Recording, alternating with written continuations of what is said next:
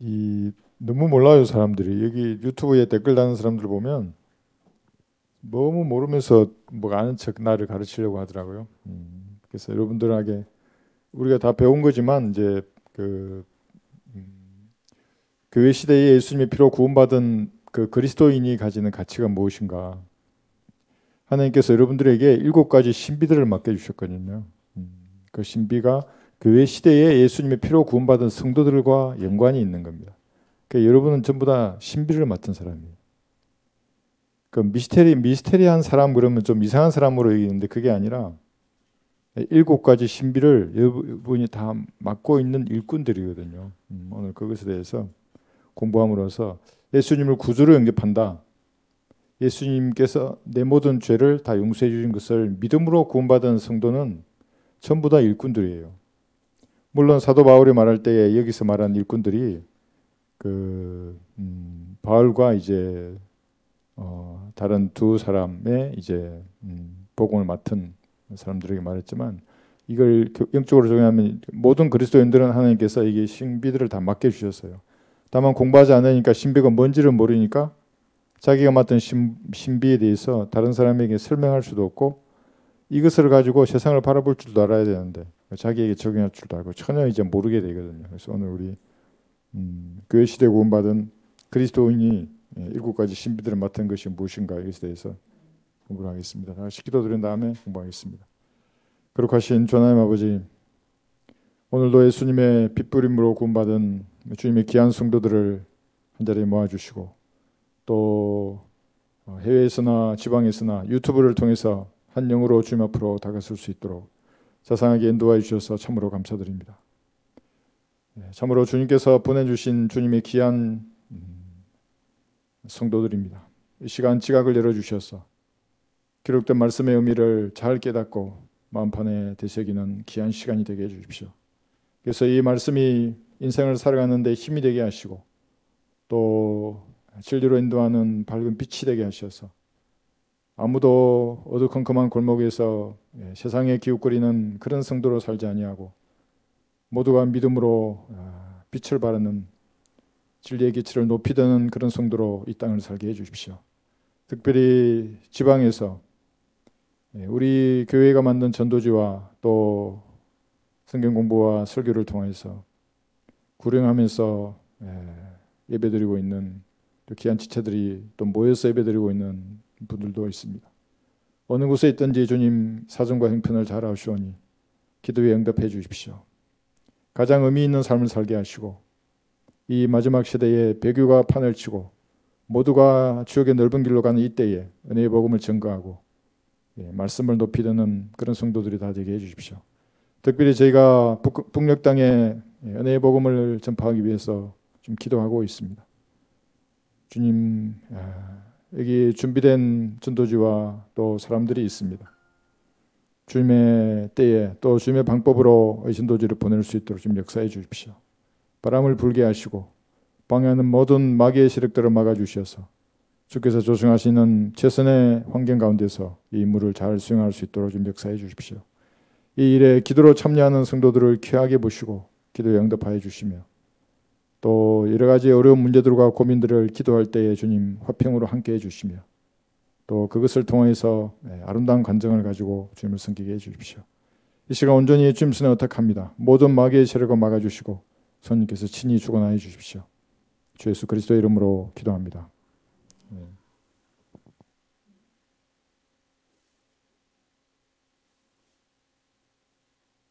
네.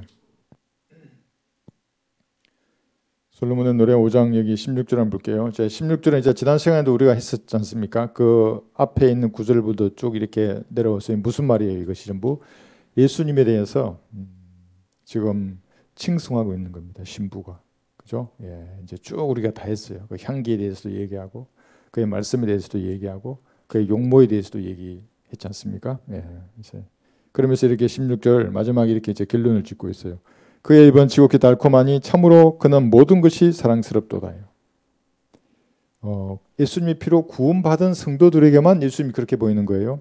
구원받지 않은 사람들에게는 정말 저주받은 사람이죠, 예수님이. 33살을 요절했지 않습니까? 그러나 구원을 받은 성도들에게는 이게 하나님의 능력이 되지 않습니까? 복음이. 그러니까 예수님을 보는 시각이 완전히 달라요. 네? 모든 것이 사랑스럽다 그랬어. 근데 여기 한번 잘 보세요. 예루살렘의 딸들아 그랬어요. 이 딸들이 이제 그 유대인들이잖아요, 그죠? 예, 그러니까 이게 들로 되는 많은 사람들, 왕후들 그랬잖아요, 그죠? 후궁들, 친구들, 딸들, 그죠? 예, 교회 시대가 아닌 다른 세대에 구원받은 사람들을 지금 말하고 있습니다.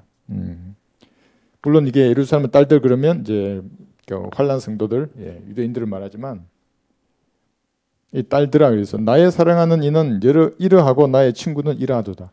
그러니까 이렇게 행위가 포함되어 있는 성도들이 보는 예수님하고 전혀 행위가 포함되지 않고 예수님의 피로 구속이 된 교회 시대의 성도들하고는 너무나 큰 차이가 있어요. 물론 이제 여러 가지로 볼 거예요. 영광도 다르고 이렇게 다 다르다고 하지만 한번 생각해 보세요. 여기 이제 해놨어요. 이게 그림이 복잡한 것 같은데 이 그림을 여러분 이해하시면 이 신비들을 이해한 것하고도 이게 연관이 되어 있어요. 이걸 모르면 이제 이 신비하고 별 상관이 없어요. 근데 어렵지 않아. 여러분 지금까지 다 배우셨기 때문에. 그러니까 이제 어떤 분이 저한테 막 그 험정력 같은데 모르겠어요. 뭐 이상한 그 영한대역 성경을 이렇게 해가지고 믿음이 뭔지도 모르면서 믿음에 의해서 나한테 막 가르치려고 하더라고요. 그 사람 이런 거 모른다고요. 그러니까 뭐냐면 보세요. 구원 계획이 이렇게 다르잖아요. 그러니까 예루살렘의 딸들이라고 했을 때 한 순결한 처녀인 교회 시대의 성도를 제외하고 나머지 모든 세대에 구원받는 사람들 보세요. 여기 전부 행위가 포함된다. 여기도 행위. 그죠? 여기 행위. 그런데 각각의 행위들이 조금씩 달라요. 그때서부터 천년왕국 성도가 지켜야 할 행위가 뭐예요? 그 기쁨이 마태복음 5장에서 7장이에요. 산상수훈이라고. 그게 천국의 헌법이라는 거예요. 근데 이 행위 있잖아요. 그죠? 이 행위. 여기 행위하고 대환란 때 지켜야 할 행위가 이게 있어요. 표를 받지 말고 적그리스 때문에 경배하지 말라 그랬어요. 근데 이때 믿음도 있잖아요. 그죠? 이 믿음이. 이 믿음은 갈보리의 피를 믿는 믿음도 되고 초림 때 전해졌던 메시아로 예수님을 믿어야 되는 거잖아요. 메시아로 내려오실 거니까 지상에 재림하실 예수님을 기다려야 되거든요. 그렇지만 이 믿음과는 다르잖아요. 이게 믿음이. 여기도 믿음이 있잖아요. 이 믿음이 뭐예요? 이 믿음하고 이 믿음은 달라요. 이는 메시아로서 예수님을 믿어야 했다고요. 예수님이 공생애가 시작됐을 때부터 사도행전 7장까지. 이게 다른 거 아니에요. 이게. 그리고 은혜의 복음 이 교회 시대에 이 믿음은 오직 갈보리에서 모든 죄의 저주가 예수님의 피로 다 용서가 된 거예요. 이게 은혜의 복음이라고 하지 않습니까? 복음도 다르다고 얘기해. 이때 믿는 믿음은 은혜의 복음이에요. 그렇죠? 여기는 왕국 복음이 전파되었잖아요. 회개하라 천국이 가까워했는데 이것은 이 지상에 세워질 그 하나의 왕국이었습니다. 예수님을 메시아로 믿었어야 했다고요. 믿음이 다르다고 그러니까. 이게 다르다고 그러죠. 이 믿음 다르고 이 믿음 다르죠. 이 믿음이 다르죠. 이 믿음은 유사하지만 여기다 반드시 행위가 포함된다고요. 이걸 몰라요, 사람들. 그러니까 이때 전파되었던 왕국 복음이 여기에 다시 전파된다고 얘기해요. 믿음 플러스 행위라고. 여기도 믿음 플러스 행위. 그런데 마태복음에는 5장에서 7장에는 믿음이 물론 나오지만 그 믿음이 있으면 뭐라 그래요? 하나님 나라를 구하라고 말할 때에 믿음을 말하거든요. 그러니까 거기도 전부 행위예요, 전부. 스가랴 여기 13장 3절 한번 펴보세요. 네, 구체적으로 안 해서 우리가 다 공부한 거예요, 이게. 천년왕국 때에는 스가랴 13장 3절.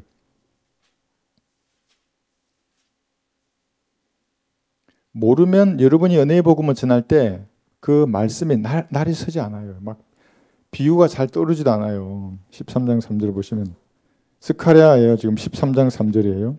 어떤 자가 여전히 예언하게 되면 그를 낳은 그의 아비와 그의 어미가 그에게 말하기를 너는 살지 못하리니 이는 내가 주의 이름으로 거짓말을 함이라 할 것이며 그를 낳은 그의 아비와 그의 어미가 그가 예언할 때에 그를 찌르리라. 죽이는 거예요. 천년왕국 때에는. 그런데 여러분이 구령할 때 예언을 하잖아요. 예수님의 피를 믿지 않으면 당신이 지옥에 갑니다. 이건 예언하는 거예요. 그대로 될 거예요. 그냥 거부하면.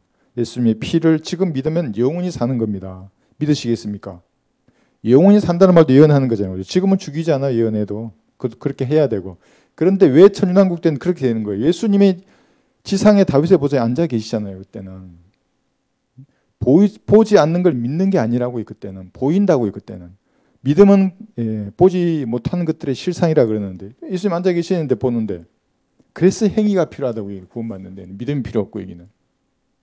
근데 나머지 세대는 다 믿음이 있지만 이것이 다른 거예요. 그죠? 이게 다르죠. 이것이 이걸 여러분 이해하면 교회 시대의 성도 왜 신부가 예루살렘의 딸들부터 시작해서 왕후들, 후궁들, 친구들, 손님들, 처녀들, 동정들 있어요. 이 들로 표현되는 많은 사람들에게 예수님을 자랑하는지 알게 되는 겁니다. 그래서 올라가면 우리는 어린 양의 피를 찬양한다고 세례산 도성에서는 이 피로 모든 죄를 과거나 현재나 미래의 죄들이 용서된 사실을 믿음으로 구원받는 건 이게 믿음. 이 믿음을 행사하도록 말해줘야 한다고요. 어떻게? 전부 부정적이에요. 75%가. 죄, 지옥, 심판이에요. 오징어처럼 불타는 거예요. 그 영원히 지글거린다고 이게. 횃불처럼 화활 타른다 그래요. 제가 전할 때는. 무서워서 마귀도 그냥 무릎 꿇어야 돼요. 거기에. 자기가 갈 불못이 두렵고 무서워서. 전혀 소망이 없는 사람임을 얘기해줘야 한다고 여기서. 그러니까 처음에 시작은 아주 신사와 숙녀로 얘기하더라도 은혜의 복음이 들어가서 75%가 부정적이잖아요. 진짜로. 그러니까 불에 뒤인다고요. 이게 어떤 사람들 그냥 도망가려고 그런다고요. 그러나 첫 단추만 잘 끼면 이거 말할 수 있어요. 그 다음에 예수님을 영접하자 이렇게 말하는 것이거든요. 그래서 그렇게 구원받으면 이제 신부가 되는 거예요. 신부. 이러면 딸들에게 예수님에 대해서 자랑하고 사랑하고 내 사랑이라고 말할 수 있다고요. 그런데 만약에 행위로 구원받아야 하는 사람이면 예수님이 절대로 내 사랑이라고 말할 수 없어요. 내가 행위를 잘못하면 지옥에 가는데 여기 지옥에 가는 세대잖아요. 대환란 때는 어떻게 돼요? 이 사람은 사울 같은 사람이잖아요. 한 번 성령이 들어왔다가 나가버리면 다시 들어오지 못한다고. 다시 회개해서 믿지 못하게 만드는 이 행위가 포함되잖아요. 이게. 어떻게 예수님을 지금 교회 시대에 우리처럼 사랑할 수 있어요? 우리는 영원한 생명을 지금 가졌는데 이 가치를 아는 사람만 진짜로 주님을 사랑하고 친구라 그러고 다른 사람에게 자랑하고 구령할 때 확 열린다고 자유 대련할 때 내가 말씀을 칼을 어떻게 뽑아서 어디를 칠까 이게 떠오르게 된다고 이게 좀 조금 다릅니다. 이것을 조금 이제 여러분 아셨으면 좋겠어요. 이걸 도표를 가만히 펴놓고 성령님 제게 가르쳐 달라고 얘기해요. 주님 내가 이거 이해하고 싶은데 가르쳐 달라고. 이것만 알아버리면 세대적 진리를 굳이 내가 말하지 않아도 이제 성경을 읽으면서 바로바로 이게 말할 수 있게 됩니다. 이제 이런 거거든요. 이게 신부의 간증입니다. 여기 또 한번 볼까요? 고린도전서 1장 18절에 보시면 로마서는 놔두고 고린도전서 1장 18절에 이걸 모르니까 뭐 전에 뭐 저 댓글 할 때 보면 막 이단들 아유 정말 그런 분들 보면 고린도전서 1장 18절에 보시면 십자가를 전파하는 것이 멸망하는 자들에게는 어리석은 것이지만 구원을 받은 우리에게는 하나님의 능력이라 그랬어요. 하나님의 능력. 여기 있죠, 그죠? 하나님의 능력. 로마서 1장 16절 들었죠. 내가 복음을 부끄러워하지 아니한다 그랬어요. 이것은 구원을 주시는 하나님의 능력이라 그랬어요. 뭐가 능력이냐 하면 복음이 능력이에요. 피. 예수님의 피로 그 죄가 용서되었다는 사실을 여러분이 전할 때 그 사람이 믿으면 그때 성령께서 영적인 수술을 하신다고요. 그래서 성령님의 능력이 아니고 사실은 예수님의 피예요. 피. 피를 믿어야 성령님이 수술하신다고요. 어떻게 수술해요? 혼과 붙어있는 육신이 이제 떨어진다고요.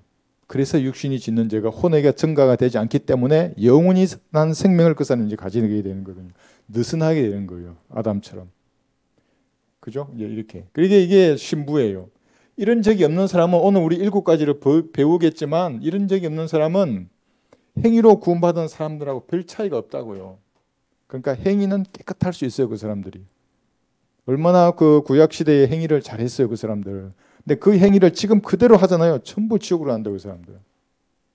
너무나 안타까워요. 그런 사람 너무너무 많아요. 얘기 들어보면 구원 안 받았어요. 안타까워요. 너무 쉬운 것인데 이 신학이 잘못되면 완전히 망하는 거예요. 의지를 행사하지 못하게 만든다거나 예정론 있잖아요. 창세전에 예정됐다고 그래서 자기 개인 의지를 사용하지 못하게 만드는 겁니다. 자 그리고 이제 이렇게 이제 했는데 이 신부들이 이거 보세요. 고린도전서 4장 1절 이거 아마 이거는 추가했어요. 이번에 이거 우리 카페에 올릴 땐 제가 올리지 않는 한번 보세요. 그렇다면 여러분들이 하나님의 신비들을 맡은 청지기가 된 겁니다. 고린도전서 4장 1절 보세요. 하나님의 돈을 맡은 청지기가 아니에요. 신비들을 맡은 거예요. 그러니까 돈을 밝히는 목사들은 하나님하고 무관한 사람들이에요. 이 신비들을 맡아서 이걸 가르치고 전파하고 반대되는 게 있으면 싸워야 한다고 그 사람들하고. 그러므로 우리 사람들이 우리를 그래요. 그리스도의 일꾼이며 하나님의 신비들을 맡은 청지기로 얘기해라 있어요. 예. 바울이나 아폴로나 게바나 그러면서 앞에 쭉 나오거든요. 이 사람들도 청지기였고 여러분도 청지기예요. 뭐 목사만 청지기고 특별한 사명을 맡은 사람은 청지기고 그거 아니에요. 여러분이 다 부름을 받았잖아요. 응답했어요. 여러분들이 성령께서 마음을 두드릴 때 예수님 구주를 응답하면 다 하나님의 신비들을 맡은 청지기인 겁니다. 이런 신비들에 관한 지식을 여러분 개념만 가지시면 이게 덜 있잖아요. 이게 덜. 교회 시대가 아닌 다른 세대에 구원받은 사람들에게 예수님을 나의 사랑, 나의 친구라고 자랑할 수 있다고요. 정말 마음으로 사랑할 수 있어요. 그게. 그러지 않는 사람은 구원받지 않은 채로 그냥 구약 아래에서 예수님을 사랑하는 사람 얼마든지 사랑할 수 있어요. 구약 아래에 있어. 내가 했잖아요. 사카라, 엘리사벳 다 구약 아래에 있었잖아요. 만약에 예수님 피를 안 믿었으면 그들도 지옥이었다고요. 사도 바울도 마찬가지였어요. 구약 아래에서 얼마나 열심히 했어요. 그렇게 자기 나름대로 유대교를 믿었어요. 그 예수 말고 나니까 그게 배수물이었고 나는 내가 죄인이 우두물이라고 고백하잖아요. 열성하고 하나님을 섬기다고는 사실은 상관이 없어요. 이게 세대가 다르기 때문에 그랬네요. 이때 했던 열성들, 행위들, 여기 했던 행위잖아요. 여기 행위를 여기에 하면 여기는 지옥이 하게 돼 있다고요. 믿음으로만 구원받기 때문에. 그러니까 누가 나보고 또 이단이래. 개신교도가 부끄럽지 않아요? 이신칭의로 시작됐다는데 그것도 안 믿어요. 믿음으로만 구원받는 거예요. 갈보리의 피를 믿는 믿음이에요. 이 믿음을 내가 가지고 태어날 때 다 가지고 태어난다고요. 또 횡설수설하면서 믿음이 뭐냐고 거짓말 하지 말고 믿음은 예수님이 다 주신다고. 교회 시대에 태어난 사람들은. 그 믿음으로 예수님을 믿으면 되는데 쓸데없는 걸 믿잖아요. 그러니까 아무 일도 안 일어나요. 이 세상 사는 동안. 예수님을 구주로 믿어야 하는 겁니다. 자, 그러면 여기 신비들을 맡았는데 여기 누가복음 16장에 보시면 16장 10절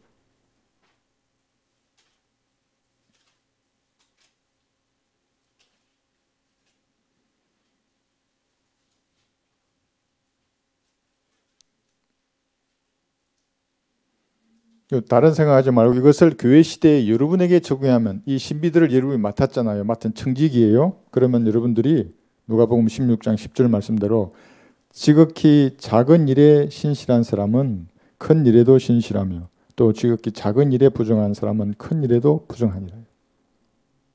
여러분이 알고 있는 그 믿음의 분량에 따라 신실하게 이 신비들을 맡은 자로 이 땅을 사는 겁니다. 자, 이제 한번 볼게요. 어려운 거 없어요. 경건의 신비요. 디모데전서 3장 16절 한번 보세요. 여기서 수많은 이단들이 전부 지옥으로 가요. 왜 제가 신천지가 전부 한 명도 구원받을 수 없다고 말하냐면 그 사람은 삼위일체를 믿지 않잖아요. 우주를 창조하신 그 엘로힘 창세기 1장 1절에 그분이 육신을 입고 이 땅에 나타나신 거예요. 그래서 이걸 경건의 신비는 논쟁의 여지없이 위대하도다 말하는 겁니다. 디모데전서 3장 16절. 경건의 신비는 논쟁의 여지없이 위대하도다. 하나님께서는 육신으로 나타나셨고 여기서 끝이에요. 전부 다. 삼위일체. 예수님이 오늘 이제 배우지만 하나님의 형상이라고 여기 I am이에요. 그분으로 믿지 않는 모든 사람들은 전부 지옥으로 가는 거예요. 이 신비를 여러분이 맡았어요. 아니 어떻게 무한한 우주를 창조한 전능한 힘을 가진 분이 아기로 태어날 수 있냐고. 그래서 그걸 신비라고 하는 겁니다. 비밀이 아니고 비밀은 모르겠다 이렇게 감춰버리는 게 비밀이지 않습니까? 신비는 다 드러났는데도 이게 이해할 수가 없어요. 신비라는 거예요. 신비. 그죠? 하나님께서는 육신으로 나타나셨고 성령으로 의롭게 되셨으며 천사들에게 보이셨고 이방인들에게 전파되셨으며 세상에서 믿음 받으셨고 영광 가운데서 들려올라 가셨습니다. 이게 경건의 신비입니다. 근데 이 하나님께서 이게 잘 제가 해놨어요. 출애굽기 3장 14절에 보면 나는 곧 나니라 하신 I am이에요. 항상 현재이신 그분이 어떻게 제한된 육신으로 나타났는가? 출애굽기 3장 14절에서. 그래서 성경은 첫 번째 신비를 말할 때 물론 이게 순서는 중요하지 않지만 경건의 신비예요. 구원받은 사람은 이걸 안다고요. 이게. 이 신부는 구원받았잖아요. 진짜로. 아, 예수님께서 바로 창조주 하나님이시구나. 그분이 육신으로 나타나셨구나. 육신 안에 나타났다고 그러면 마귀의 종이 되는 거예요. 육신 안에. 왜냐하면 이만희 안에도 하나님이 있다고 말하고 내가 그 강사한테 직접 들었어요.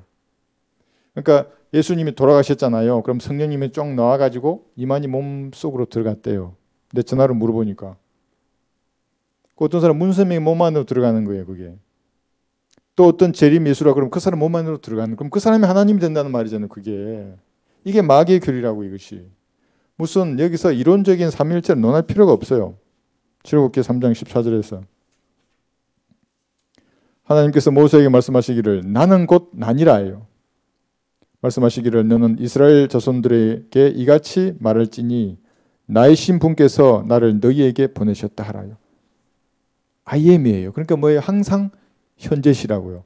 어떻게 그럴 수 있죠? 예수님이? 요한복음 8장 58절 보세요. 요한복음 8장 58절에서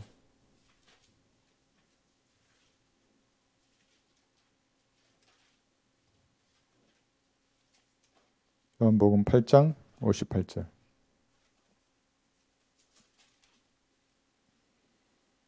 예수께서 그들에게 말씀하시기를 진실로 진실로 내가 너희에게 말하노니 예수님이 두 번이나 야 이거 진짜야 진짜야 그러신 거예요. 아브라함이 나기 전부터 나는 있느니라예요. 있었느니라가 아니라 어떻게 이런 일이 일어날 수 있는 거예요. 그러니까 그들이 돌을 집어서 죽게 던지려고 하였으나 그랬어요. 유대인들은 정확히 이해했어요. 예수님이 내가 야 그 하나님이야. 너희들이 믿는 하나님이 육신으로 나타난 나야. 그들이 찔렸던 나라고 여기 스가랴 어디 가세요? 12장 10절 그들이 찔렸던 나 뭐냐면 여호와 하나님께서 육신으로 지금 나타나신 거예요. 어떻게 그럴 수 있어요? 하늘에서 음성이 들리고 비둘기같이 성령이 여기 있고 밑에 예수님이 계셨는데 어떻게 그럴 수 있어요? 하나님은 모든 것이 가능해요. 살아계셔도 분리하신다고요. 사람은 죽어야 분리되지만. 그죠? 아브라함이 나기 전부터 나는 계속 있은 거 I am이에요. 그래서 나는 길이고 진리고 생명이라고 하실 때도 I am을 자꾸 쓰잖아요. I was가 아니라 있었느니라. 여기서 있었느니라고 되어 있는 영어 성경이나 한글 성경은 전부 쓰레기통에 버려야 할 성경입니다. 전부. 그분이에요. 예수님이. 하나님의 형상. 하나님의 형상이신 그리스도의 영광스러운 복음의 광채라고 말하는 겁니다. 하나님의 형상이신 이제. 그러니까 형상이 있다고요. 하나님이. 이러면 또 이제 우상숭배한다 그럴 거 아니에요. 형상이 없는데 하나님은. 형상이 있잖아요. 여기. 하나님의 형상이신 그리스도의 영광스러운 복음의 강체가 마귀들이 비치지 못하게 한다고요. 여기서 말하는 복음의 강체 있잖아요. 여기 ABC 했죠. 여기 ABC. 어떤 복음이에요? 왕국복음, 은혜의 복음, 영원한 복음. 이 대상이 달라요. 왕국복음, 은혜의 복음, 영원한 복음. 세대가 다르잖아요. 대상이 다르고 내용도 달라요. 이거를 짬뽕해가지고 이 세대에 전파하면 뭐예요? 신부가 아니에요. 그 사람은. 구원 안 받은 사람이라고요. 얼마나 많은지 몰라요. 세례를 줘야 뭐 성령의 선물을 받는다 그러고. 그 사도행전 2장은 유대인의 침례잖아요. 왜 교회 시대에 그걸 끌어들이냐고요. 안수받아야 성령 받는다 그러고. 에베소서 1장 13절을 봐요. 거기에 성령의 인침이 일어난다고요. 복음을 듣고 믿었을 때. 왜 가독에 있었던 그 말이에요. 안수받아야 받는다 그러고. 네? 성령의 불 받는다 그러고. 성령의 불이 어디 있어? 그건 지옥의 불이지. 문장을 잘 봐요. 거기에 전부 다 엉망으로 만들어 놓았다고요. 그러니까 여러분들 이걸 잘 구분해서 그죠? 첫 번째 경건의 신비부터 잘 해야 하는 겁니다. 골로새서 1장 15절 보시면 보이지 않는 하나님의 형상이 분명히 존재하는데 하나님을 보고 싶으냐? 그분이 예수님이란다. 대문자 워드. 지금 셋째 하늘에 계시거든. 그래도 보고 싶으냐? 소문자 워드를 봐. 성경을. 안 보니까 아무 일도 안 일어나는 거예요. 골로새서 1장 15절 보시면 첫 번째 가문에서 여러분들은 수많은 이단들을 걸려낸다고 뭐 여자 하나님 그런 말하는 그런 분들에게도 마찬가지예요. 경건의 신비를 몰라요. 그 사람들은. 골로새 1장 15절을 보시면 보세요. 그는 보이지 않는 하나님의 형상이시며 모든 피조물의 첫 태생이시니 이는 만물이 그에 의하여 창조되되 하늘에 있는 것들과 땅에 있는 것들과 보이는 것들과 보이지 않는 것들과 보좌들이나 주권들이나 정사들이나 권세들이나 만물이 그에 의하여 또 그를 위하여 창조되었기 때문이라. 왜냐하면 그분이 말씀이셨잖아요. 빛이 있으라 말씀이시라고요. 그분이. 그죠? 여기 3장 10절에 보셔도 골로새서 3장 10절에 보면 그를 창조하신 분의 형상을 따라 지식 안에서 새롭게 된 새 사람을 입었으니 이 새 사람이 예수님이거든요. 창조하신 분의 형상을 따라 그런 거예요. 형상이 있다고요. 창세기 1장에 보시면 그래서 우리의 형상대로 우리의 모습을 따라 사람을 만들자고 말하는 겁니다. 여기서 아웃이에요. 전부 다. 창세기 1장 26절 보시면 예수 그리스도가 성부, 성자, 성령 삼위를 이루는 한 분 하나님이신 그 하나님의 형상인 걸 믿지 않는 모든 사람들은 들을 가치가 없는 사람들이에요. 창세기 1장 26절. 전부 사이비예요. 그건 이단도 아니에요. 그 사람들은. 구원받을 수 없어요. 그 사람들은. 창세기 1장 26절. 보세요. 하나님께서 말씀하시기를 우리의 형상대로 our 이미지예요. 우리의 모습을 따라 사람을 만들자. 그리하여 그들로 바다의 고기와 공중의 새와 가축과 모든 땅과 땅 위를 기어다니는 모든 기는 것을 다스리게 하자 하시니라. 우리의 형상대로. 형상이 있잖아요. 이게 뭐예요? 성부 하나님이죠. 형상대로 혼을 만드시고 성자 하나님의 형상대로 예수님의 형상대로 몸을 만드셨다고요. 성령 하나님 코에 호흡을 풀어내셨잖아요. 그래서 삼분법이라고요. 성부, 성자, 성령, 사람도 영, 혼, 몸. 창세기 2장 7절 보시면 주 하나님께서 땅의 흙으로 창세기 2장 7절 사람을 지으시고 그의 콧구멍에다 생명의 호흡을 불어넣으시니 사람이 살아있는 혼이 되었더라. 여기 혼이 있고 호흡이 있고 흙 있잖아요. 여기도 몸, 혼, 영이 그대로 있는 거예요. 이거는 히브리어, 헬라어, 영어, 한글이 다 달라요. 영어 몸이. 삼분법이에요. 그러니까 이분법처럼 보이는 구절들이 있어요. 그러니까 성경은 다 양면의 칼이 있는 거예요. 그게. 이걸 모르면 구원의 교리, 거듭남의 교리도 아무것도 몰라요. 그래서 여러분들은 첫 번째 그 하나님께서 육신으로 나타나신 분이 예수님이다. 유대인들에게 복음을 전할 때는 꼭 이 얘기를 해야 한다고요. 이 얘기 말하지 않으면 걔는 거짓말쟁이에요. 왜냐하면 유대인들이 돌로 던지거든요. 이거 돌로 던졌잖아요. 너희들이 믿는 그 엘로힘 하나님께서 육신을 입고 나타나는 분이 예수님이야. 그분이 너희들의 죄의 값을, 죄의 저주를 대신 받으시고 갈보리 십자가 죽으셔서 너희의 조상들이 예수님 죽으신 거야. 그럼 하나님 그 죄를 용서하셔서 이러면서 은혜의 복음을 전해야 한다고요. 그분이 하나님이신데 그 얘기는 쏙 빼놓고 딴 얘기 한다 그러면 뭐예요 그게. 하나님하고 무관한 사람들이에요. 그래서 신부로서 가지고 있는 7가지 신비, 그 중에 첫 번째가 경건의 신비였습니다. 이거 이제 제가 핵심만 간추려 나옵니다. 두 번째가 여러분 몸 안에 거하시는 예수님이십니다. 여기 로마서 8장 9절 보시면 하나님의 영이에요. 이것도 신비예요. 교회 시대 성도에만 해당되는 겁니다. 물론 구약에도 성령께서 그 사람 몸 안에도 들어가 계셨고 그 사람 위에도 계셨어요. 그러나 그때는 떠나셔 버리셨다고요. 내주하시는 성령이 영원히 거하지 않았어요. 그래서 구약 성도를 예표하는 곳이 삼손 같은 사람이에요. 떠났다가 또 들어오기도 하잖아요. 그죠? 그러나 다윗 같은 사람은 한번 들어오면 성령이 안 떠나잖아요. 이 교회 시대 성도를 예표하는 겁니다. 로마서 8장 9절 보시면 그러나 하나님의 영이 너희 안에 거하시면 너희가 육신 안에 있지 아니하고 성령 안에 있나니. 그러니까 육신하고 분리된 거예요. 여러분들은 이제 누구든지 그리스도의 영이 없으면 그의 사람이 아니니라 했어요. 그래서 에베소서 1장 13절에 따라서 예수님을 구주로 영접할 때 하나님의 영이 여러분 몸 안에 영원히 거하는 겁니다. 구속의 날까지 인침을 받은 거예요. 이것이. 여기 보세요. 구속의 날까지 인침을 받았대 했잖아요. 이게. 구속의 날은 뭐예요? 몸의 구속이 이때 되지 않습니까? 떠나지 않으신다고요. 성령께서. 교회 시대에는 어떤 죄를 짓더라도. 다만 잠잠하세요. 여러분 인도하지도 않으시고 보호하지도 않으시고 이 땅에서 여러분과 동행하지 않을 뿐이에요. 좀 차이가 있죠. 한번 볼까요? 에베소서 1장 13절.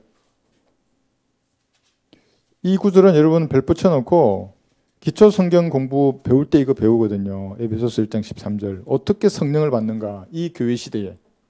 지금 이거 말하는 겁니다. 이거. 과도기 시대가 아니고 구약도 아니고 천년국이나 대화란 더더욱 아니에요. 이 교회 시대에 어떻게 성령을 받는가? 성령을 받는 모든 방법을 여기 시계열상에 배열해 놓으면 이게 나온다고요. 너희도 진리의 말씀 곧 너희 구원의 복음을 듣고서, 여기 구원의 복음이 ABC 중에 어떤 거예요? 왕국 복음, 은혜의 복음, 영원한 복음. 이거 구분 못하면 지옥으로 가는 넓은 길을 파고 있는 거예요. 성경 보는데 길 파고 있어요. 지옥으로 가려고. 듣고서 그랬죠. 그분을 신뢰하였으니 또한 너희가 그분을 믿고서 약속의 그 성령으로 인침을 받은 것이라. 봉인이 되었다고요. 성령님이 들어가셔서 여러분은 봉인하셨어요. 도장을 찍으신 거예요. 이제 언제까지? 구속의 날까지. 그래서 여러분의 구원이 안전한 겁니다. 자유인이라고 말했을 때 그래서 진짜 자유인이라고 하는 거예요. 그 자유를 하나님의 종으로서 이제 선언님만 남았습니다. 그래서 여러분 안에 거하는 겁니다. 몸 안에 거하는 그리스도 예수님이에요. 그런데 이것은 그리스도가 형성되기까지 상고가 필요해요. 여러분 다 구원 받았어요. 여러분 몸 안에 이제 성령께서 거하지 않습니까? 성령께서도 형상을 가지고 있어요. 예수님의 형상이에요. 그 유대 땅을 그리스던 그 예수님께서 슬픔의 사람이요 질구에 익숙한 예수님이셨는데 그분이 여러분 몸 안으로 진짜 들어가셨어요. 다만 그분이 너무나 순결하신 분이기 때문에 여러분들이 육신적으로 괄괄해가지고 육신의 뜻에 따라 뭘 행하면 그게 여러분이 될 뿐이에요. 근데 그걸 죽인 것으로 여기고 여러분 안에 거하신 새 사람으로 여러분을 주관하시게 여러분이 할 수 있다고요. 그거를 만들어야 돼요. 환경을. 버릴 건 버리고 씻을 건 씻어내고 그러면 그분이 드러나게 되는 거예요. 향기가 나게 돼 있어요. 그게 세상 사람들에게는 비록 그게 악취로 맡아질지라도 어떤 향기가 나요. 그죠? 예. 갈라디아서 4장 19절에서 그러니까 그랬다면 형성이 돼야 돼요. 여러분 안에서. 지금 여러분들은 교회 시대의 성도를 말하는 겁니다. 이 사람들은 필요 없어요. 형성이고 뭐고. 죽는 순간까지 구원을 확신할 수 없기 때문에 주의해야 한다고요. 정말로. 여러분들은 정말 자유한 가운데 있는 겁니다. 다만 형성해야 돼요. 갈라디아서 4장 19절. 그래서 사도 바울은 이렇게 합니다. 나의 어린 자녀들아 너희 안에 그리스도가 형성될 때까지 내가 다시 상고를 치르노라. 상고의 고통을 치르는데 이거예요. 두 가지예요. 구령할 때 다른 사람을 구령하기 위한 상고를 치르는 게 있고 여러분이 구령해서요. 방치해두면 어떻게 해요? 그 사람을 영적으로 바로 세워줘야 되지 않습니까? 그러기 위한 상고를 치러야 한다고. 이 신비를 여러분이 맡았어요. 그죠? 구령하는 것도 대단한 거예요. 이게 신비를 맡았어요. 내가 너를 낳았습니다. 그래서 고전 4장 15절에서. 낳기 위한 상고가 있는 거죠. 그런데 그들의 성장을 위해서도 상고를 치러야 하는 겁니다. 가능한 한. 좀 볼까요? 빌립보서 3장 7절에 보시면 이 구절은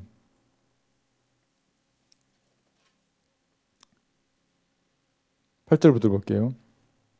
이 구절은 통상 내가 구원받았으니까 과거에 내가 즐기던 것을 배설물처럼 여기고 주님을 따라야겠다. 그렇게도만 적용하는데 그게 아니라 더 깊은 의미는 뭐냐면 그렇게 함으로써 여러분들이 다른 사람을 세워줘야 한다고 영적으로.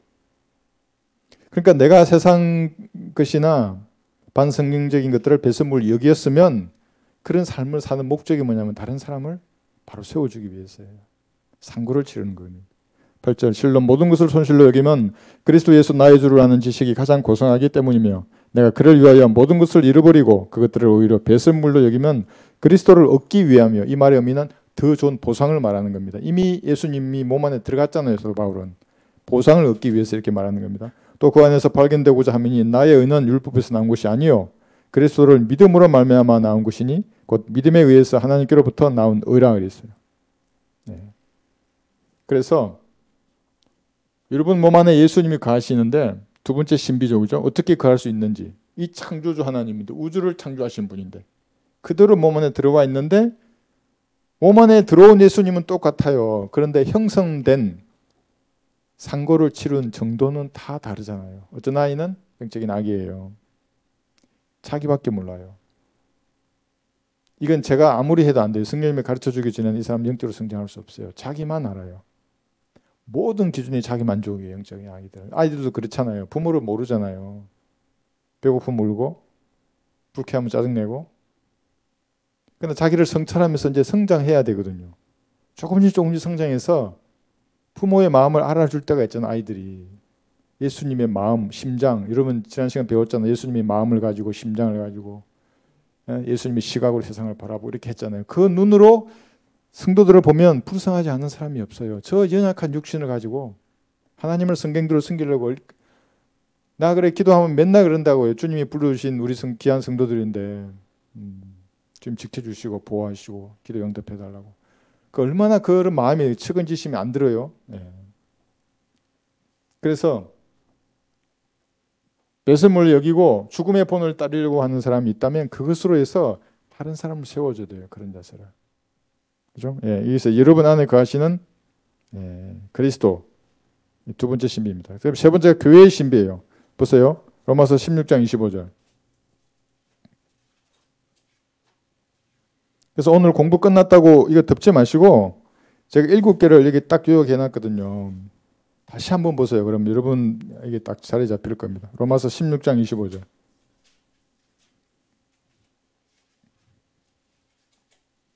이 교회의 신비도 예수님의 피로 구원받은 이 교회 시대의 성도들에게만 해당되는 거예요. 교회도 있잖아요. 교회란 불륜애물 받은 모임이기 때문에 뭐 각가지 교회들이 다 있어요. 사탄의 교회도 교회잖아요. 그게. 그렇지만 예수님의 몸은 아니잖아요. 그게. 그죠? 로마서 16장 25절. 이제는 이 신비의 계시대로 나의 복음과 예수 그리스도를 전파함에 따라 너희를 경고케 하실 능력 있는 그분께 이 신비의 계시는 세상이 시작된 이래로 감추어졌다가 이제 나타났으며 영원하신 하나님의 명령에 따라 선지자들의 성경을 통하여 믿음으로 순종하게 하고자 모든 민족에게 알려진 것이라 했죠. 나의 복음대로 그랬어요. 그러니까 교회의 신비를 말할 때는 사도 바울이 말한 나의 복음대로예요. 복음 많아요. 지금 우리 이제 이것만 하더라도 ABC 있잖아요. 오늘 왕국 복음, 은혜의 복음, 영원한 복음. 나의 복음은 뭐냐면 이 은혜의 복음에다가 바울 서신을 통해서 준 특별한 계시들을 포함한 거예요. 나의 복음이라는 것은. 그러니까 교회의 신비를 알려면 은혜의 복음에다가 바울을 통해서 다양한 걸 계시해 줬거든요. 이게 포함되는 거예요. 그 중에 이게 한 몸이 되는 겁니다. 한번 보세요. 고린도전서 12장 13절. 고린도전서 12장 13절.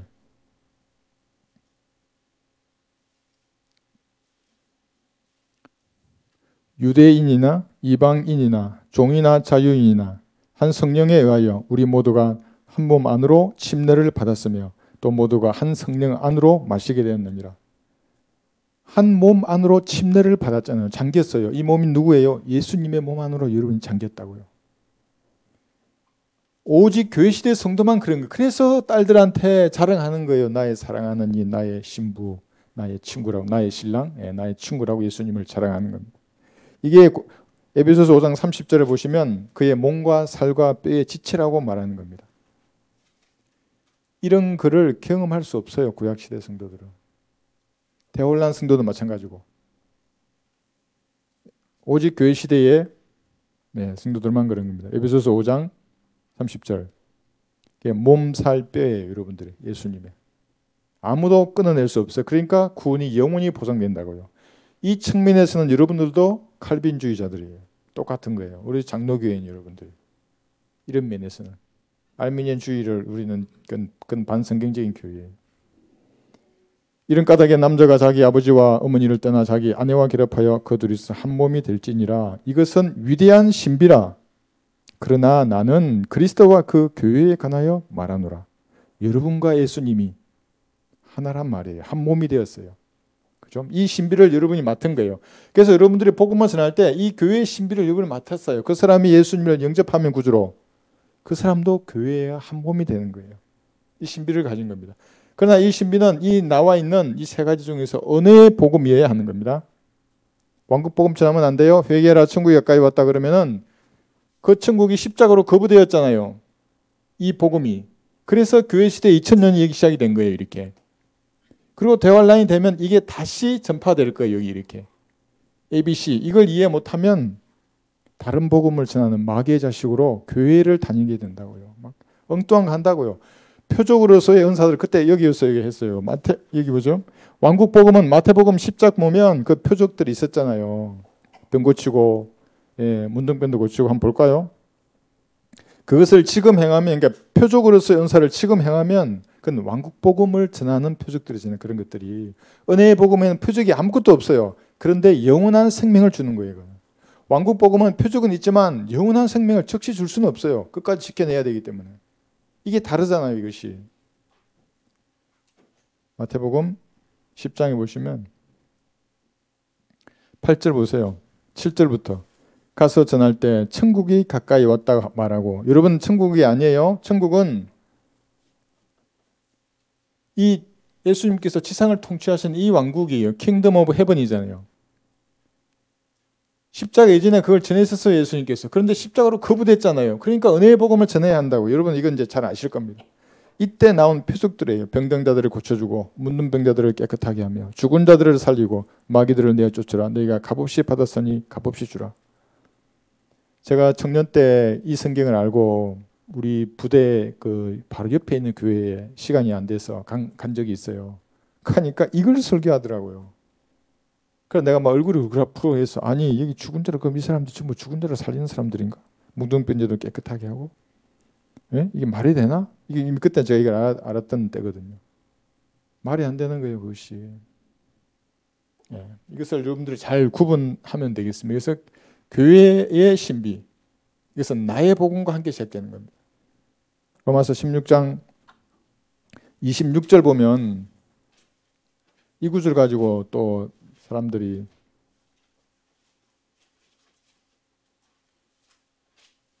(16장 26절) 이제 나타났음에 그랬어요. 이 성경을 쓸 그 당시에 나타난 거 사도 바울을 통해서. 그래 나의 복음이라고 한 겁니다.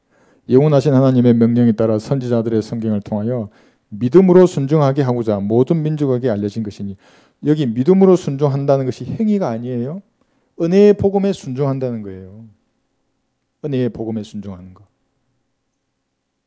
내가 자신을 죄인임을 시인하고 진짜로 시인해야 돼요. 가짜로 하지 말고 이래도 죄인 저래도 죄인이 죄인으로 태어난 거예요. 사람들이. 나는 지옥에 갈 수밖에 없는 죄인임을 시인하고 갈보리에서 이루신 그 속죄 그것을 믿는 거예요. 받아들이면 돼요. 그런 거 안 한다고 인간들이 두 마음을 품고 있고 그러고 이단이라 그러고. 다시 로마서 11장에 보시면 네 번째 신비가 이스라엘의 회복이에요. 이거 모르는 사람은 신비들을 맡은 청지기가 아니에요. 그 사람은 그리스도인이 아니라고요. 로마서 11장 25, 26절 보시면 안식 교인들은 여기서도 아웃이에요. 이스라엘이 끝났다 그러잖아요. 그 사람들. 로마서 11장 25, 26절. 형제들아 너희가 스스로 지혜 있는 체 하지 않기 위하여 이 신비를 너희가 모르기를 내가 원치 아니하노니 이는 이방인들의 충만함이 차기까지 이스라엘의 일부가 완고하게 된 것이라. 여기 보세요. 이 사람들이 모르는 이유가 지혜 있는 체 하기 때문에 그래요. 지혜 있는 체 하기 때문에 이렇게 분명하게 나누어지는 복음과 왕국 이 세대적 진리를 모른다고 요새는요. 지혜 있는 체 하니까. 또 아는 체도 한다고요. 그러니까 모를 수밖에 없어요. 이는 이방인들의 충만함이라 그랬잖아요. 또 개혁 성경은 여기 이방인의 충만한 수가 차기까지 그래가지고 구원받는 사람들의 수가 차야 된다 그러고 또 그러고 있어요. 네. 구원받는 사람의 수가 차버리면 뭘 모르게 되냐면 이방인의 충만함이라는 것은 뭐냐면 이방인의 때가 이기 시작이 됐거든요. 누가 보면 여기 좀 더 찾을 거예요. 대환란을 통해서 가득 채워질 거예요. 이방인의 충만함, 그 악이. 하나님의 택하신 민족을 완전히 멸절시키려고 하잖아요. 몰살시키려고 해요. 물론 3분의 2밖에는 못 죽이지만 그게 어디예요 그게. 가득 차게 되거든요. 그때가. 네. 이방인의 충만한 수가 아니에요. 구원받는 자들의 수. 그러니까 그 사람들은 이방인의 충만한 수가 차면 휴구돼서 올라간다는 거예요.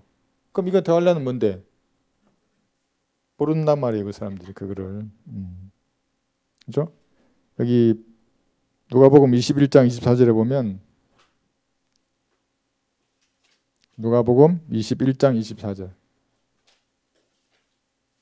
오늘 공부하니까 조금 이렇게 좀 찾을게요. 예.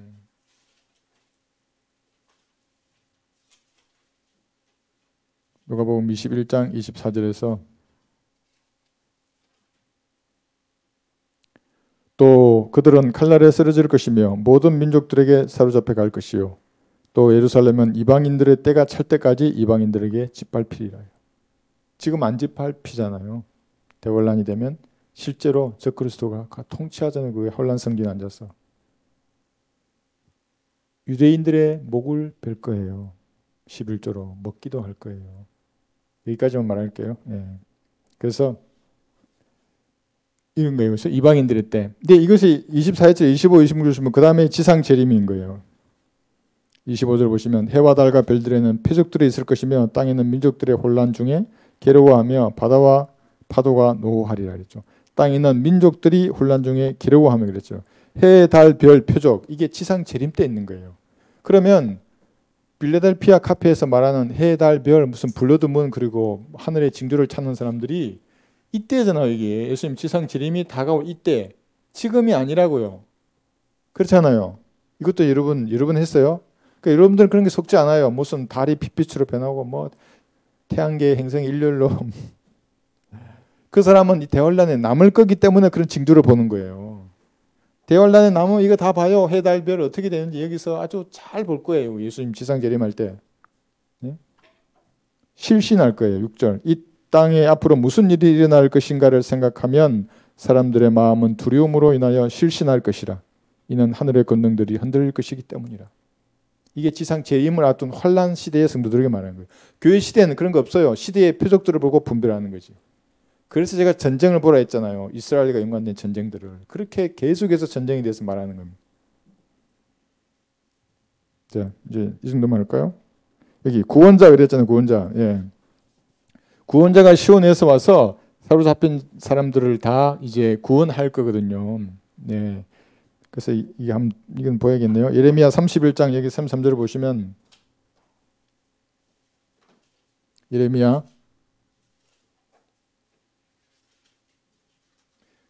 이스라엘이 회복된다는 말이 뭐예요? 지금은 이스라엘이 중동에서 저렇게 있잖아요. 그러나 솔로몬의 영광을 다시 이스라엘 민족들이 차지하게 됩니다. 땅부터 차지할 거예요. 그러니까 아라라산 아래로부터 여기 이집트 나일강, 유프라테스 강까지 있는 중동 지역 전체가 이스라엘 민족이 땅이 되어서 이 지구를 통치하게 된다고. 지금 회복이란 말의 의미가. 이게 실제적인 거예요. 실제 땅을 차지하고 실제 유대 정권이 들어선다고 지구에. 예수님 지상 재림하시면. 이걸 안 믿는 사람들은 아니에요. 그리스도인도 아니고 신부도 아니에요. 신비가 뭔지를 모르는 사람이에요. 예레미야 1장 33절.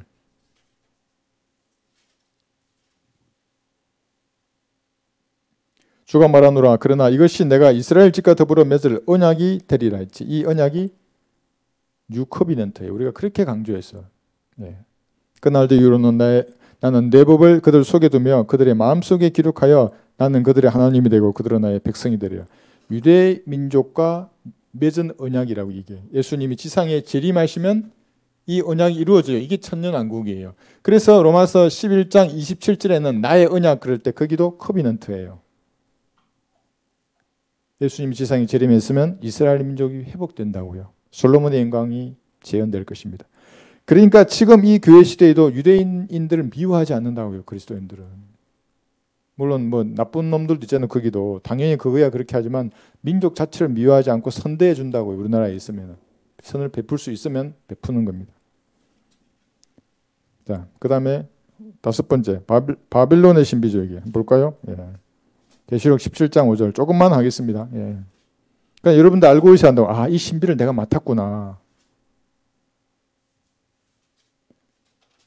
로마 가톨릭에서 그래서 돌아오신 분들이 그렇게 귀한 겁니다. 계시록 17장 5절 보시면 그녀의 이마에 한 이름이 기록되어 있는데 신비라 큰 바빌론이라 땅의 창녀들과 가증한 것들의 엄이라. 엄이라 그랬어요. 이게 종교적인 창녀에 대해서 말하고 있거든요. 이게 이 전체 문맥 우리가 갈 보면 앞에 색깔도 나오잖아요. 금잔 나오고 자주색, 주홍색 나오고 이 로마 가톨릭인 것을 그만 알아요. 이게. 또 내가 보니 그 여자가 성도들의 피와 예수의 순교자들의 피에 취하여 있더라. 그러면 내가 그녀를 보고 그에 의아해하며 놀랐노라. 왜 요한이 의아해하며 놀랐을까요? 그 여자가 앉은 자리를 보니까 십자가가 있잖아요. 예수님의 십자가 상도 있고 막 기도도 하고 찬양도 하고 얼마나 나무 십자가 이러면서 아베 마리아 이러면서 멋져요. 그런데 수많은 성도들을 죽인다고요. 모든 선지자와 성도들의 피에 굶주린 자예요. 그 다음 장 넘겨봐요. 18장 24절 보시면 모든 선지자들과 성도들과 이 땅에서 살해된 모든 사람의 피가 그녀 안에서 보였느니라고 하더라. 그러니까 대환란으로 다가갈수록 이렇게 다가가잖아요. 이렇게 다가갈수록 휴거가 다가갈수록 로마 카톨릭화 되는 겁니다. 모든 개신교회들이. 왜 종교통합운동이 일어나겠어요? 왜 하나의 종교를 외치겠어요? 로마 카톨릭이 다 품으려는 거예요. 염려의 침묵부 속으로 다 잠겨 들어갈 거예요. 그래서 나오라는 거예요. 빠져나오라고 거기에. 교단교회는 반성경주의라고 그렇게 말하는 겁니다. 어차피 하나의 종교만 이 땅에 남아요. 로마 카톨릭이에요. 그것이. 7절 보시면 그러자 그 천사가 내게 말하기를 왜 놀라느냐? 내가 그 여자의 신비와 그녀를 태운 7 머리와 10뿔을 가진 그 짐승의 신비를 너에게 말하리라. 8절 내가 본 그 짐승은 전에 있었다가 지금은 없고 앞으로 끝없이 깊은 구름으로부터 나와서 멸망으로 들어갈 자라. 또 땅 위에 사는 자들 곧 세상의 기초가 놓인 이래로 생명의 책에 그 이름이 기록되지 않은 자들이 전에 있었다가 지금은 없고 그러나 있는 그 짐승을 보고 놀랄 것이라 했어요. 로마 카톨릭이에요. 전에 있었잖아요. 그죠? 예. 지금 사도 요한이 반모습에서 이 글을 쓸 때 AD 90년 그 전에 있었어요. 유다 이스카리옷이. 그게 이제 그 뭐하고 연결되냐면 불법이 신비하고 연결된다고요. 주의 사람 한 마귀로 있었다고요. 그러다가 나중에 옮겨질 거예요. 이렇게. 근데 지금은 없고 앞으로 끝없이 깊은 구름에서 나올 거예요. 나와서 멸망의 아들이 돼가지고 환란 성기는 앉을 거예요. 이제. 어쨌거나 그러니까 큰 바빌론은 로마 카톨릭이라고요. 종교적인 도시이고 정치적이고 경제적인 것도 다 가지고 있는 하나의 도시 로마 카톨릭입니다. 19장 2, 3절 보시면 계시록 19장 2, 3절 이 일들 후에 내가 들으니 하늘에서 많은 사람의 음성이 있어 말하기를 할렐루야 구원과 영광과 존귀와 권세가 우리 주 하나님께 있도다. 이는 그분의 심판이 참되고 어렵기 때문이며 또 그분께서 그녀의 음행으로 땅을 타락케 한 그 큰 창녀를 심판하셔서 그의 종들의 피를 그녀의 손에서 갚아주셨기 때문이라고 하더라. 또 그들이 다시 말하기를 할렐루야라고 하니 그녀의 연기가 영원 무궁토록 올라가더라. 이 보세요. 왜 마귀적이냐 하면 이 영원 무궁토록 올라간다는 이 표현이 14장 11절에도 있는데 펴보세요. 14장 11절 계시록 14장 11절 그 고통의 연기가 영원 무궁토록 올라가리라. 그 짐승과 그 형상에게 경배하고 그의 이름을 표를 받는 자는 누구든지 밤낮 쉼을 얻지 못하리라. 적그리스도잖아요. 이 똑같다고 이것이 거기서 나오는 거예요. 그러니까 러시아가 아니고 적그리스도는 트럼프도 아니고 빈살만도 아니고 뭐 적그리스도가 한 사람은 로마 카톨릭에서 나온다고요. 교황으로. 자, 이 정도만 여러분 아시면 좋고 불법의 신비 이건 이제 조금씩 할게요. 얼마 전에 했기 때문에 데살로니 후서 2장 7절에 있어요. 아니 이걸 그럼 다 외우고 다녀야 되느냐? 그러지 않아도 돼요. 몇 번 보시면 여러분 안에 최고의 저장 장치가 있다 그랬잖아요. 왜 성령님이에요. 저장해 두시다가 누군가 질문하면 말하게 돼요. 여러분들이. 제 말 한번 믿어보시고 한 번만 읽어보세요. 그리고 기도하고 있으면 어느 날 생각나요. 데살로니 후서 2장 7절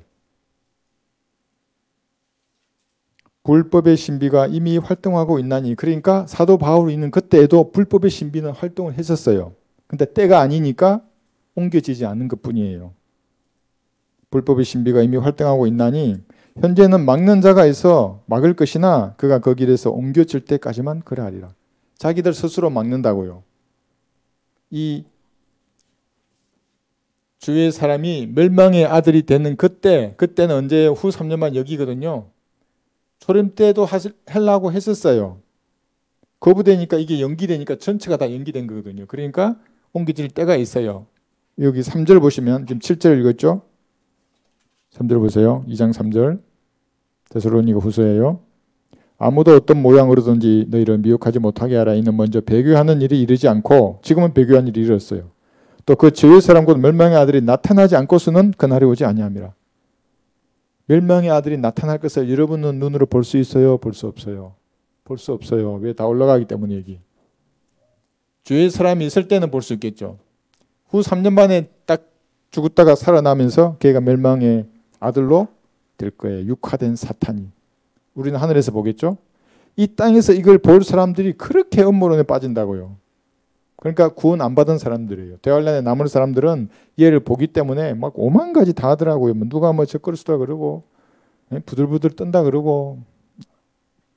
그래서 불법의 신비가 있다는 거 여러분 이제 이렇게 아시고. 그러니까 지금쯤 얘들이 이 죄의 사람 얘가 이렇게 옮겨지기 전이기 때문에 지금은 어느 도시를 활보하고 있겠죠. 대학을 다니든지. 그죠? 대학을 다니든지 어느 엘리트 코스를 받고 있겠죠. 어느 순간에 그렇게 옮겨져야 되니까. 마지막 휴구의 신비. 고린도 전서 15장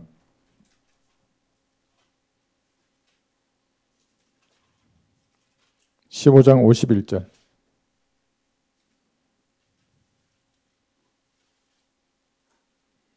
휴구도 왜 신비입니까? 여러분의 몸이 하나님의 몸으로 바뀌잖아요. 예수님과 똑같은 몸으로 변화되기 때문에 이것도 신비예요.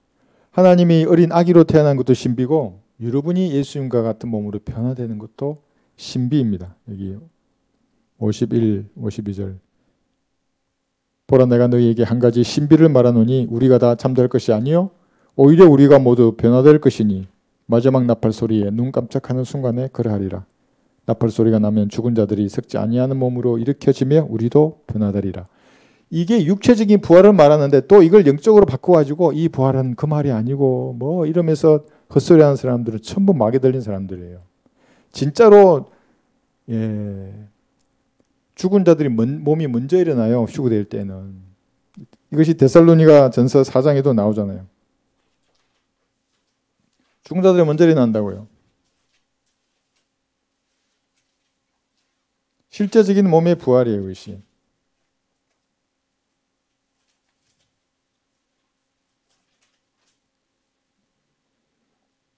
16절 데살로니가전서 4장 16절이죠.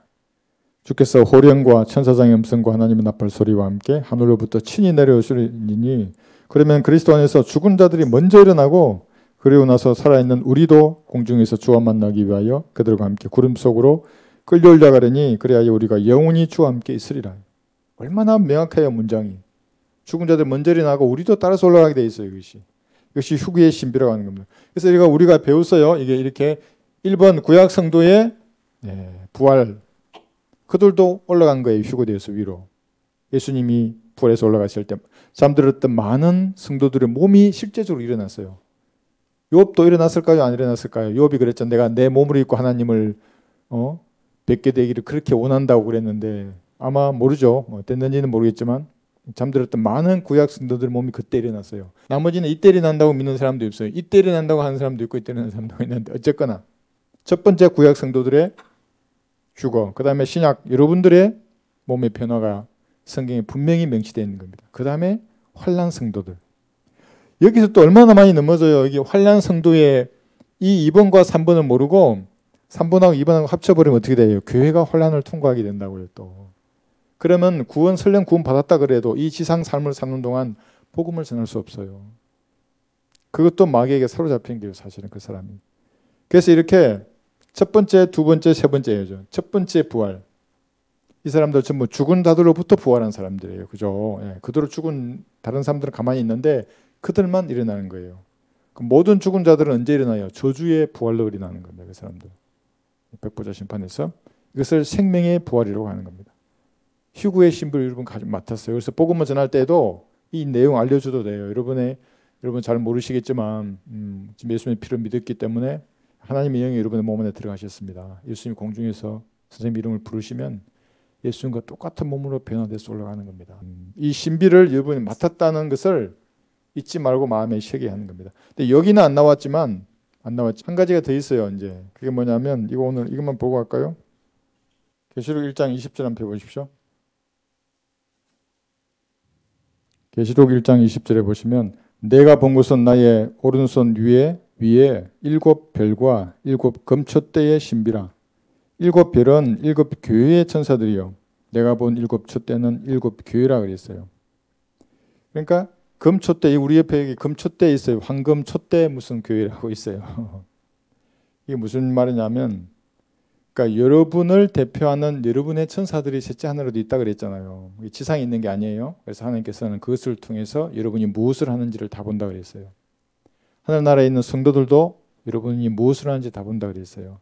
그렇듯이 얘기를 했잖아요, 그죠? 7교회의 천사들, 그러니까 우리 교회를 예표하는 천사도 있어요. 우리 교회를 예표하는 금촛대 있고 촛불이 있는 거예요. 우리 교회는 뭐 하고 있죠? 예. 우리 교회의 촛대가 불타고 있을까요? 우리 교회를 대표하는 천사들은 무엇을 하고 있을까요? 예. 보실 거 아닙니까? 그죠? 대표하는 천사가 여기 신비라고 그랬잖아요.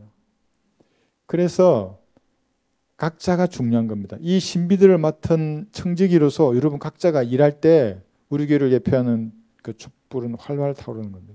그 천사들이 열심히 일하지 않겠어요? 막 기도하고 복음 전하고 예수님의 피의 능력을 전하고 그래야 되는데 성도들 전부 내가 뭔 신비를 맡은 청직인 줄도 모르고 세상 일에만 분주하게 바쁘고 그죠? 예수님이 그리스도 예수의 일 이것을 우선 생각해야 되는데 내가 그렇다 그러면 이게 이제 저만 깨어 있어도 되는 일이 아니고 여러분 모두가 신비를 맡은 청지기로서 이렇게 주님 앞으로 다가서야 하는 겁니다. 그럼 아마도 우리 교회 천사는 하늘나라에서 멋지게 뭘 하지 않을까요? 여기 나와 있는 대로 7별은 7교회의 천사들이고 있죠. 내가 본 7촛대는 7교회라고 그랬습니다. 주님 오시기까지 우리 교회가 해야 할 일은 한 마음으로 성경대로 주님을 섬기면서 은혜의 복음을 증거하는 겁니다. 복음의 문을 주님이 열어주시면 가야 하는 겁니다. 제가 먼저 앞장서고 성도들이 기도함으로써 같이 이렇게 해서 한 마음으로 그 일을 수행해야 하는 것입니다.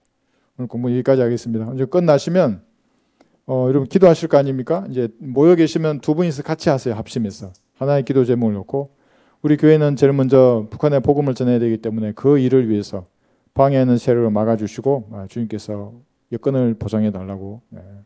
그래서 제가 정신 차려서 주님의 그 신호를 잘 감지해서 나가야 할 때와 들어야 할 때를 잘 제가 분별하게 해달라고 기도하시고, 그다음에 가정의 문제와 여러 가지 개인적인 갈등들 이런 것들을 진솔하게 주님 앞에 아뢰는 그런 시간이 됐으면 좋겠습니다.